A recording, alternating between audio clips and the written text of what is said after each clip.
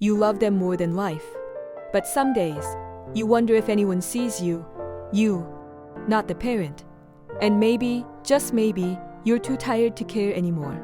Parental burnout isn't weakness, it's measurable.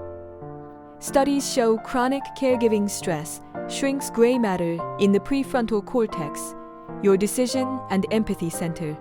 Simultaneously, the amygdala, your threat detection zone, becomes hyperreactive. The result? You care deeply but feel numb. You love fully but lash out. It's not failure, it's neural overload. But here's what your nervous system doesn't know.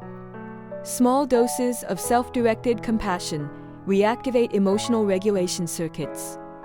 Just one moment of real rest, not sleep, but safety can bring your prefrontal cortex back online. You don't need a week off. You need 60 seconds where no one needs you. You don't have to smile today. You don't even have to like parenting today.